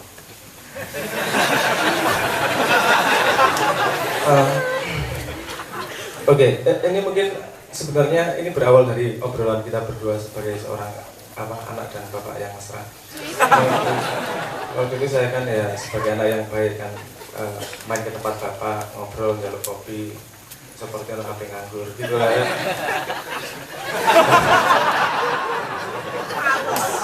Kalian ngobrol-ngobrol. Salah satunya adalah saya risihnya hati saya kepada kok kita ini terobsesi banget si manusia ini dengan yang namanya kesetaraan. Semua harus setara, semua harus sama, semua harus sama rata, sama rasa setara. Manusia adalah setara. Nah, terus kemudian karena ahli sholawat, yo juga pakai ayat itu mau Quran, orang ngomong orang ngono kok. Ngomongnya ada batu dan ada mutiara. Nah, saya gatal karena begini. Setara itu berangkatnya sampai pada konsep saja. Kita ngomong setara-setara, pada prakteknya juga nggak akan ada yang setara juga. Semua pasti dipandang berbeda. Ada yang bakat joget, ada yang bakat sholawat, ada yang bakat ilmuwan tai kambing. Itu nggak setara. Demokrasi, kalau contoh paling ekstrim itu tadi demokrasi, semua orang dianggap setara, suaranya satu, semua dianggap tahu tentang negara dan semua punya suara bobot yang sama untuk menentukan siapa pemimpinnya. Padahal memang tidak setara. Kenapa sih kita semuanya harus setara? Yang setara kan bukan halnya, yang setara kalau dicontoh di alam, yang setara adalah kesempatannya, bukan halnya. Wah ini cek sisi gini, kesetaraan itu kan tidak, iya aku saya rasa mau mati aku. Oh iya, mesti orang ngopi menang aku ngopi. Gini, kalau kita di tempat pekerjaan semuanya juga tidak setara, ada atasan, ada bawahan, ada seterusnya. Kalau di tentara, saya pernah dengar satu letnan itu nilainya berapa prajurit, satu jenderal itu nilainya berapa berapa ribu tentara, gitu-gitu itu saya nggak tahu detailnya, tapi saya dengar seperti itu. Jadi legitimate kalau misalnya untuk menyelamatkan jenderal mangkat ke pesawat limo itu legitimate, walaupun sama-sama satu nyawa. Itu karena memang berbeda di antara aset memang tidak setara. Memang kenapa sih kita harus semuanya setara? Menurut saya itu karena memang kita tidak punya kesadaran bahwa tidak setara itu tidak masalah. Dalam sebuah rumah tidak semuanya setara, ada yang berfungsi sebagai gendeng, ada yang berfungsi sebagai tiang, ada yang berfungsi sebagai tembok, ada yang berfungsi sebagai fondasi. Kalau semuanya setara, kabeh tembok, karena fondasi nggak ada atap, nggak jadi rumah, nggak jadi bangunan, nggak jadi keutuhan. Kalau kita fobia sama yang namanya ketidaksetaraan, padahal ketidaksetaraan adalah dibutuhkan untuk membuat sebuah bangunan yang utuh. Itu justru ketidaksetaraan itu justru dibutuhkan agar kita tahu bahwa kita punya peran masing-masing yang sama-sama penting. Kesetaraannya itu pada pentingnya sebuah peran, bukan pada apa dianya. Itu tipis itu pembahasan yang halus itu. Ini saya nyambung ke ini tadi. Kalau kue ngomong kesetaraan, misalnya gini, aku juga eling karo Twitterku terus ya. Twitterku loro hati bulan ketika Natal itu loh. Saya mengucapkan selamat Natal. Selamat Natal untuk yang merayakannya di Twitter. Juk, di sini nih baru ngomong Twitter. Haram itu, nggak boleh itu. Itu haram berarti Anda mengakui iman mereka. Aku tak aduh ya. Ora dawa-dawa karena anak sakno aku nyontoh bapakku, tak jawab, "Ya wis aku mlebu neraka wis." Ya, nek menurutmu haram, gak masuk akal ya aku mlebu neraka kowe PN surgamu. Masih diserang lagi. Terus ya saya merayakan Maulid Nabi Isa. Untuk tak? Itu Nabi kowe. Nek konsepnya seperti itu, masih nggak boleh lagi. Oke, kita lagi cara berpikirmu gini. Oke, gini. Kalau kamu pernah belajar Islam, ya datang ke rumah juga sedikit protes gitulah, walaupun tidak berani-berani karena kopinya saya kasih. Jadi orang kasar-kasar ngomongin, tapi saya gini, kamu tahu sejarah hijrah? Iya, saya tahu hijrah. Kamu tahu siapa yang namanya Abdullah bin Urwaqid? Siapa? Betul, Abdullah bin Urwaqid. Sopo bi, ngerti sopo? Nah, dia juga baru tahu. Karena dakwaan haram itu tadi. Dia adalah orang yang memimpin perjalanan yang menunjukkan jalan Nabi Muhammad hijrah dari Mekah ke Madinah. Jadi kalau jalannya Mekah ke Madinah lurus gini, dia ditunjukkan jalan gini, menaman. Nah itu orang Nasrani, bukan orang Islam. Iya. Terus saya tanya, oke, kalau kamu benci sama Nasrani, oke, terstruktur dikit dong pikirannya. Kamu nggak gimana? Kamu nggak senang karena agama lain, oke. Kalau nggak senang sama agama lain, pilihannya ada banyak nih. Ada Islam, ada yang non Islam berarti ada Kristen, Katolik, Buddha, Hindu. Kalau kamu mau benci, mau nggak senang, parameternya gimana? Ini Islam sama Nasrani sama Yahudi masih sama gitu. Nah nggak senang yang jauh sekalian dulu, yang sama sekali berbeda. Buddha dhisik, Hindu dhisik. So aduh banget. Wong kamu benci aja nggak pakai struktur ya. Benci itu pakai cara berpikir lah. Kamu dasarnya aja main asal nyeneng-nyeneng gitu. Nah itu benar-benar memang kita tidak punya budaya untuk berpikir lebih dalam seperti itu. Nggak punya budaya berstruktur. Jadi Dewi hanya terbiasa dengan snapshot, kita hanya terbiasa dengan mendengar, dan kemudian motokopi sampai buram-buram. Nah kalau, ya fotokopi yang kelima kan buram, misalnya ngerti sebabnya ngopo, jari jari siapa jari kai, kok kan jari ini ustad, nantinya gitu. Itu kalau fotokopi aja buram, itu kan tidak setara. Kita tidak pernah memikirkan bahwa kita memang tidak pernah setara dengan orang lain. Bakat kita berbeda, cara berpikir kita berbeda, ilmu kita berbeda, pengalaman kita berbeda, dan peran kita berbeda. Terimalah ketidaksetaraan sebagai keniscayaan. Jangan yang diributkan adalah kesetaraan atau ketidaksetaraannya. Wes pasti tidak setara itu. Yang seneng bapak karo kuat guru. Ya nanti tahu kali tahu itu kan yang diribetkan jangan kesetaraannya, tapi keseriusanmu dalam perannya tersebut.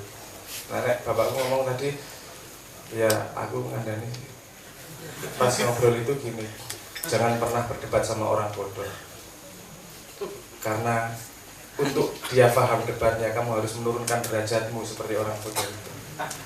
Kalau kamu sudah turun sederajat dengan orang bodoh itu, kamu kalah pengalaman jadi orang bodoh.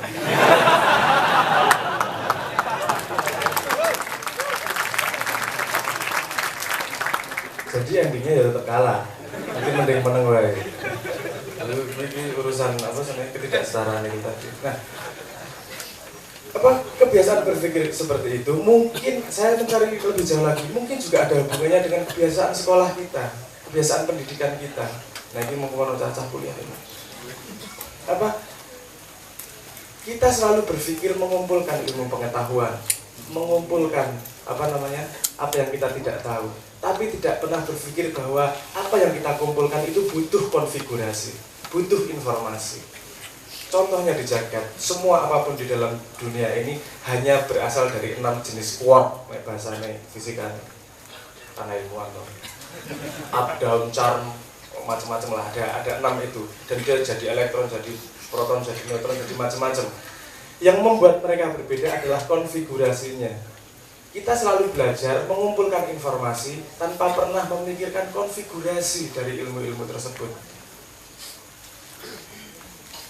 Jadi kita kaya uang sing sibuk mengumpulkan kayu tapi tidak pernah dibangun menjadi sebuah bangunan di rumah. Jadi kita tidak punya bangunan konstruksi cara berpikir di rumah, kalau di dalam pikiran kita ngerti ini mengelumpuk, jadi kalau ada orang butuh mendikek, jadi menfotokopian itu tadi. Makanya kita tidak bisa berpikir lebih jauh tentang struktur, tentang hal-hal yang lebih halus yang dari yang kita pelajari. Makiyah ini kita hanya mengumpulkan informasi atau membangun konstruksi cara berpikir, karena itu berbeda. Di sekolah kita jarang kita belajar konstruksi berpikir. Yang kita kerjakan adalah mengumpulkan informasi. Padahal kalau kita tahu cara mengkonstruksikan informasi-informasi tadi, belajar itu jadi sangat gampang karena kita sudah tahu strukturnya. Apa ya? Pakai contoh misalnya cara berpikir begini. Aku tak nyambung itu tadi. Cak Nun tadi ngomong bahwa ilmu paling suci adalah matematika. Tadi ngomong itu ya, tak salah. Iya. Ngerti ya matematika. Karena saya waktu itu mau seminar matematika waktu itu diundang di UGM, saya seminar matematika. Sebagai anak yang baik, saya konsultasi dengan Bapak. Jadi aku harus seminar matematika iki. Saya tahu dia bukan lulusan matematika. Tapi kan berangkat dengan mencari barokah. Yora, jadi aku penasaran iki di opo iki atau apa ini matematika iki. Iki maksimal pingpingan paling.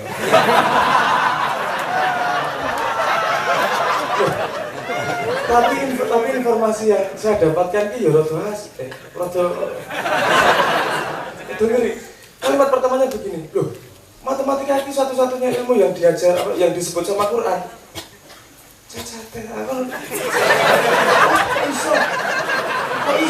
Kok iso?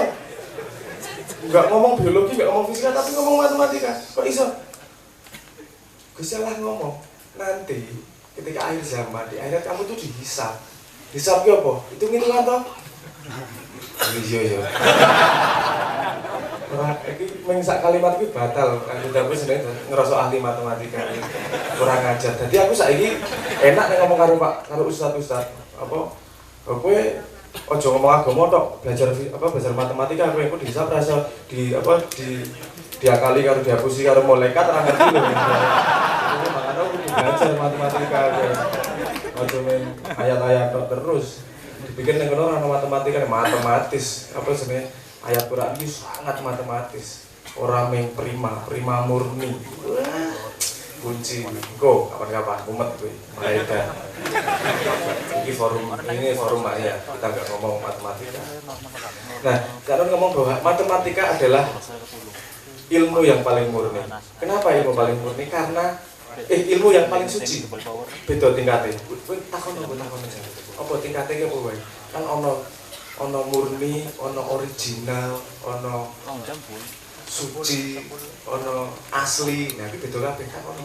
Karo kiai ini. Oh, gini. Nanti Bapak saya akan menjelaskan. Baru jelas. Bales aku ditembak terus ya tak tembak bisa. akan menjelaskan itu. Nah, ini tingkatnya matematika ini tingkat yang suci. Jangan salah berpikir bahwa matematika adalah ilmu berhitung. Bukan. Matematika bukan ilmu berhitung. Matematika adalah bahasa logika. Matematika adalah bahasa logika. Nanti saya kasih contoh gimana kita menyambung itu dengan analogi matematika untuk gampang memahami. Tadi, kenapa dianggap suci? Karena dalam fakta matematika kita tidak ikut terlibat dalam data tersebut. Kowe arep lagi keblek ngising, jatuh cinta, apa lagi nesu loro tambah loro sama dengan papat. Kowe lagi randedet reso mangan karo saudara, karo loro tambah loro sama dengan papat. Dia tidak tersentuh oleh pendapat, dia tidak tersentuh oleh apa sebenarnya dewe Pak Men. Dia berdiri sendiri wis setuju ra setuju dhek ngono kuwi. Arep modar-modar kowe. Wis ra iso arep mbok kampanye Twitter kowe ngopo gedene loro tambah loro tetep papat. Enggak bisa. Nah itu kenapa disebut suci. Nah karena dia suci, kita tidak bisa masukkan pendapat. Dia menjadi sangat-sangat bisa dijadikan gantolan, bisa dijadikan tonggak refleksi cara berpikir. Misalnya begini. Neng Jawa, ini tak sambung karo matematika. Jawa itu ngomong, ilmu ki kelakone kanthi laku. Kan gitu. Kok iso? Nah, saya mencari legitimasinya lho itu. Kok iso ilmu kelakone kanthi laku? Aku nang laku nang pikirku lak ya iso to. Ora kudu laku-laku. Kan ini legitimasinya, logikanya gimana ini? Saya nggak mau hanya asal percaya. Saya menemukan jawaban itu dari matematika. Sederhana banget ternyata jawab logikanya. Ilmu itu kelakone kanthi laku. Hidup itu kita menjalani, yang ada adalah pengalaman. Itu pengalaman adalah hasil, ya.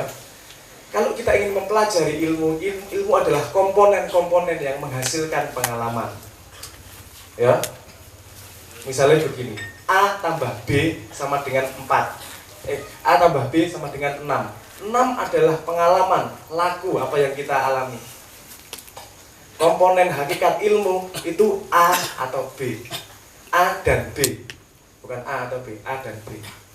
Untuk bisa mengetahui A dan B, kita harus punya yang namanya hasil pengalaman. Nah, saya aku takut, A tambah B sama dengan 6. A ini piro, B ini piro? Iso loro karo papa, iso karo 5 karo 1, iso 0 karo 6, iso 7 karo -1. Oh, sak modare to kuwi akeh ra karo kuwi. Nah, gini, di situ ada 2 variabel, ada 1 pengalaman. Pengalaman kan kita tahu, mengalami. Tapi kita cari hakikatnya, ini kenapa saya punya pengalaman ini? Ilmunya A dan B, saya nggak tahu ilmunya.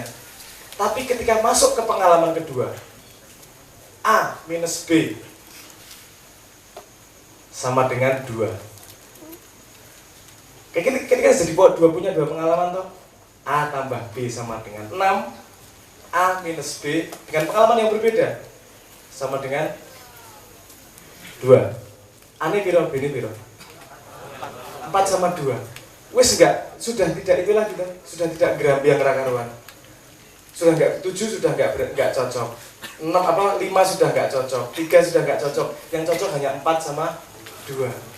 Karena pengalaman berkali-kali kita jadi tahu presisi ilmunya seperti apa. Ilmu kuwi kelakone kanthi laku, dengan pengalaman yang sangat banyak, variabel-variabel ini akan terbuka, akan kita menjadi tahu. Kalau kita tidak terbiasa dengan itu, kita tidak akan pernah tahu. Kita hanya tahu A, tapi nggak pernah tahu hasilnya akan menghasilkan 2 atau 6 atau berapa. Ilmu kelakuannya kanthi laku bisa dilogikakan dengan matematika. Dan kesetaraan, saya balik ke kesetaraan itu tadi. Dalam matematika kira ono sing setara. Dalam matematika semua ada semua ada langkahnya, semua ada stepnya, semua ada ukurannya, semua ada stratanya. Misalnya 4096 lipatan, itu patut dicurigai. Di akar itu jadinya 64, di akar lagi jadinya 8. 8 tidak bisa diakar, di akar 3 jadinya 2. Konfigurasi 2, 3, 2, 2, 2, apa artinya? Wow, ini bisa menghasilkan ilmu yang ngeluh-ngeluh. Yang menarik ini, aku menarik kok 4096 spesifik ini, saya dari sopo ini. Ini mesti dari hitung-hitungan yang mboh ini. Mboh ya, sekarang saya mboh. Saya hanya tahu A plus B sama dengan keris 4096. Kan gitu. Saya belum tahu yang lain nih. Saya belum tahu jawabannya. Untuk saya tahu ilmu itu saya harus laku. Saya harus ngeleboni meneh keris apa. Harus melumpuk ke informasi di sekitarnya sehingga variabel-variabel itu terbuka. Jadi ya pengen cerita sedikit ini tadi bahwa matematika adalah bahasa logika. Matematika adalah ilmu yang suci yang digunakan untuk bisa memahami hal-hal seperti itu, hal-hal yang dalam kehidupan kita. Dia memandu kita dalam logika dan memandu kita dalam kesucian objektivitas. Sehingga nanti kita sadar setara iki apa to? Tak kayak contoh meneh cerita, aku tahu ditakoni ngene iki. Karena Kanjeng Nabi Muhammad itu sering diserang di internet urusan sama Aisyah. Rabi umur 9 tahun. Piye kuwi? Itu pedofil namanya. Rabi umur 9 tahun. Terus tanya, yang benar berapa? Yang benar 17 tahun. Kenapa? Karena itu sudah dewasa. Lagi-lagi nih, dia tidak teliti tentang kesetaraan informasi, bobot informasi. Saya tanya begini, yang menciptakan, yang mengatakan kedewasaan umur 17 siapa yang menciptakan? Manusia. Dan itu berbeda-beda, ono sing 17, ono sing 14. Saiki Belanda lagi harga 13 atau 10 enggak salah, lagi ribut ini. Sekarang parlemennya. Nah, kalau alam sendiri, manusia sendiri membuat garis yang jelas. Kalau sudah menstruasi, dia dewasa. Kalau sudah mimpi, dia dewasa. Jadi urusan perkawinan kan bukan urusan manusia, urusan perkawinan bukan urusan konsep menungso, itu konsep Gusti Allah, pakai peraturan Tuhan dong sambungannya. Saya paham nggak? Saya ngasih ilustrasi bobotnya informasi loh. Kalau konsep perkawinan yang diperintahkan sama Tuhan, kenapa kamu pakai tolak ukur yang diciptakan manusia? Pakai tolak ukurnya yang diciptakan oleh Tuhan juga. Terlihat refleksi dengan ilmu biologi dalam tubuh manusia. Hanya terlatih memandang seperti itu, sehingga kamu terlatih dengan logikamu yang sendiri yang suci.